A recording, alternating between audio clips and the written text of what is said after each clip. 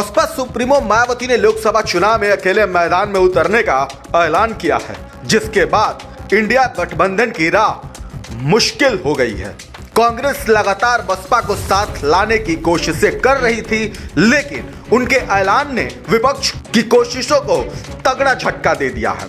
कांग्रेस को उम्मीद थी कि बसपा के आने से यूपी की लड़ाई मजबूत होगी, लेकिन मायावती के रुख से अब बीजेपी की राह आसान हो गई है।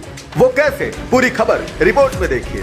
बसपा सुप्रीमो मायावती सोमवार को जब मीडिया के सामने आई तो सभी की नजरें इस बात पर टिकी हुई थी कि लोकसभा चुनाव को लेकर उनकी आगे की रणनीति क्या होगी।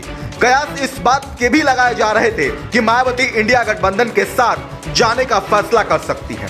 अगर ऐसा होता तो यूपी में बीजेपी और विपक्ष के बीच सीधी टक्कर होती, लेकिन ऐसा नहीं हुआ। मायावती के ऐलान के बाद अब मुकाबला त्रिकोणीय हो गया है। मायावती के इस फैसले का असर 2024 के चुनाव में जरूर होगा, क्योंकि बसपा सीटों के मामले में भले ही मजबूत ना हो, लेकिन वोट बैंक के मामले में वो काफी मजबूत है।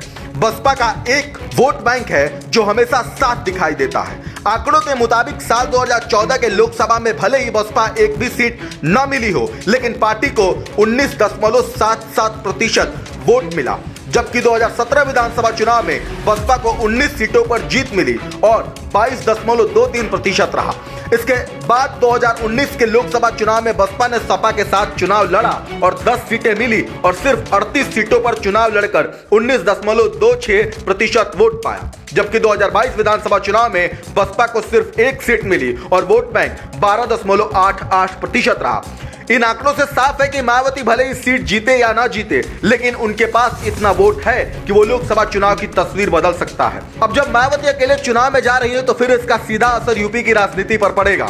मायावती के अलग होने से विपक्ष की लड़ाई कमजोर हो जाएगी और यूपी की लड़ाई त्रिकोणीय हो जाएगी। इससे बीजेपी का राह आसान हो जाएगा। बीजेपी भी यही चाहती है कि यूपी में गठबंधन न पाए। मायावती अगर अकेले चुनाव में उतरने वाली है तो उनकी रणनीति साफ है कि भले ही उनकी पार्टी कोई सीट न जीत पाए, लेकिन वो सपा का खेल जरूर खराब कर सकती हैं, क्योंकि पश्चिमी यूपी से पूर्वांचल तक कई सीटों पर मायावती का प्रभाव है। और अगर मायावती इन सीटों पर मुस्लिम प्रत्याशी उतार देती हैं तो सपा का वोट कम हो जाएगा, जैसे आजमगढ़ उपचुनाव में हुआ था, जब बसपा के मुस्लिम प्रत्याशी की वजह से सपा को हार का सामना करना पड़ा था। अगर मुस्लिम वोट बैंक बढ़ता है तो इसका सीधा फायदा बीजेपी को होगा। बहरहाल आप इस खबर पर क्या कुछ कहेंगे, कमेंट बॉक्स में जरूर बताएं।